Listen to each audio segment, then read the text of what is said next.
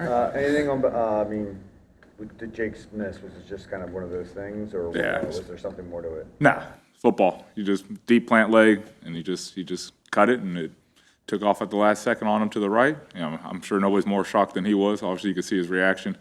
Went straight with the hands on the knees looking down, but hey, it's football. Not even the greatest of all time, they're going to miss a shot. Even the greatest kickers of all time, they're going to miss a kick. Jake's been outstanding thus far, and nobody's more disappointed than himself. And that's where our job is to keep him positive more than anything else. He's going to get it correct. I have no worries in Jake or our operation. They've been doing an outstanding job all year. It's just life. Sometimes it doesn't go your way, and unfortunate it happened in that time. But if we had another opportunity to go back out there, we would have had full confidence that Jake could have hit a game winner or any of that situation. But we'll go back. He's raring to go tomorrow. Get some more kicks in. So not too worried about that. Michael, are you getting the consistency that you want from your punter, from your new punter? Yeah,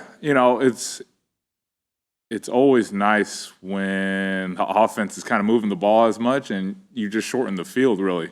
So, a lot of the times, when guys see like numbers or anything, or people see numbers, it's kind of skewed and where's your field position? Where's it happening? I think Braden, we got that penalty on the punt that we moved up a little bit more than, he placed the ball at the 7-yard line and gave our defense a long field to cover.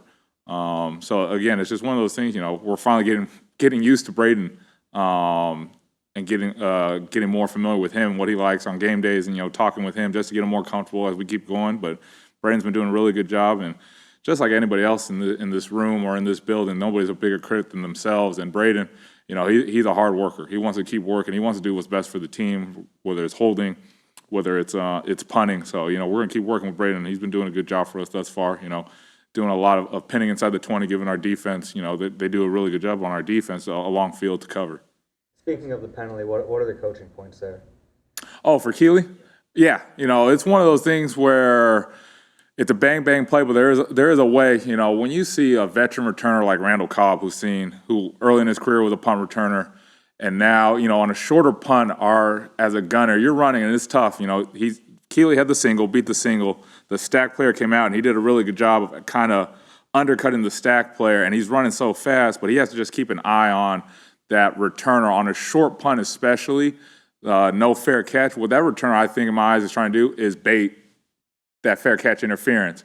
And it's one of those things where Keeley or any other gunner, whether it's Sidney, whether it's Josh Jobe, whether it's Eli, anybody that's out there, you see a returner run towards you at that speed, you got to kind of slow down and allow the vice guy kind of to come back. Then you could put your hands on and run him into the return, very similar to what the Chargers did last night against Turpin. It was a short kick, he ran up, and that gunner stopped, ran the guy into the returner. You're at no fault right there. So it's one of those learning experiences for Keeley.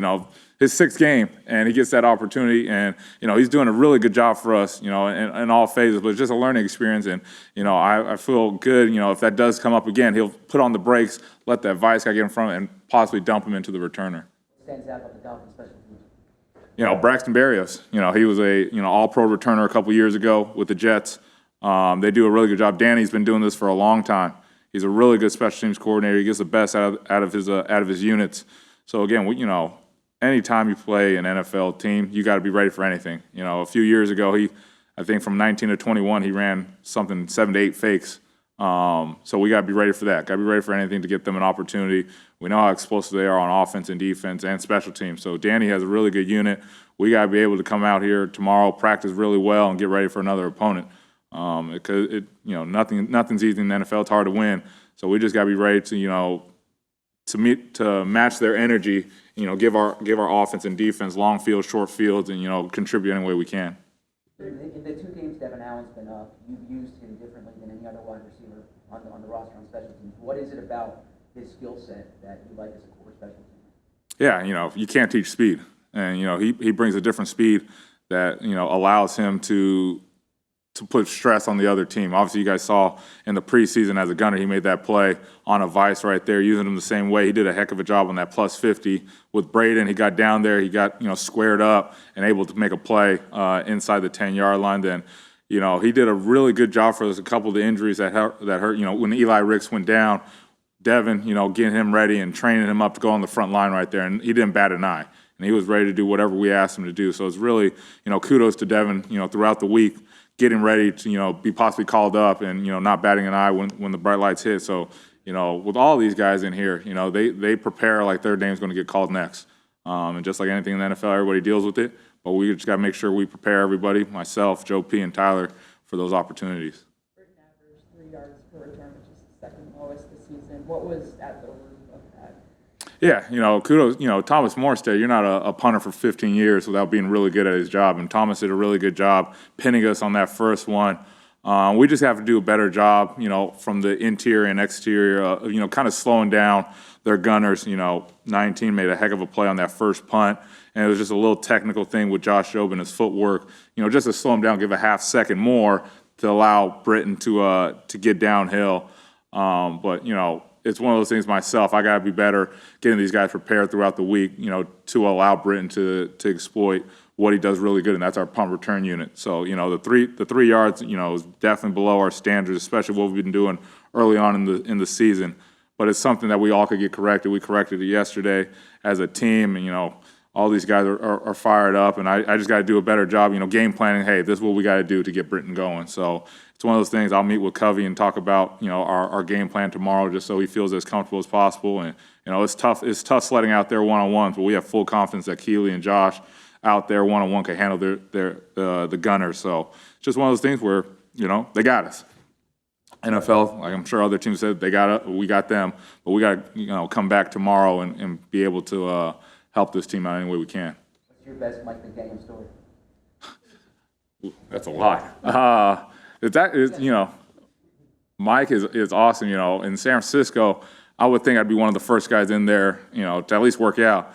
And his office was next to Hightower's office, and I'd always walk by, and he was always in there. And this is like 4:30 in the morning. I was like, what is McD doing in there? But he's a grinding guy, and he actually helped me a lot just kind of understanding protections. Being the run game coordinator in San Francisco, he understood a lot about protection. So I would ask him from a punt rush standpoint, what are you trying to exploit? Then he always had, if the French Open was playing, he'd always have some sort of clay court remark for me just off my last name. And, he's a very, very smart guy, and he has actually kind of a dry humor. But if you catch his humor, it's actually really good. So best memory, we went to a Common concert together, and it was outstanding. It was outstanding. And McDaniel was doing an unbelievable job in Miami, but one of those guys that I leaned on just to learn as much as I possibly could from him. You mentioned getting used to Braden as a punter. What elements do you have to get used to? You just got to get used to the human element. You just can't talk to anybody the same way. And what he feels comfortable, in game. How does he like being, the communication part, where is he at? Is he in the net and everything like that? Then throughout the week, what is he like? Does he want to focus on something, moving the field up and down? Does he want to focus on a fringe punt where, are you in between hitting it like a end over end punt, or are you going to hit a spiral? Just getting used to that. And, the last, 2.5 weeks being around him, I've gotten a little bit more comfortable with him, talking to him in those situations. And you could almost tell a little bit that he feels a lot more comfortable with us because, everyone has their guard up when you meet someone new. And it's kind of come down and, being able to joke and laugh throughout the week and, try to keep the nerves as low as possible going throughout the game. But, like I said, Braden's been doing a good job for us, and we like to see this continue to grow.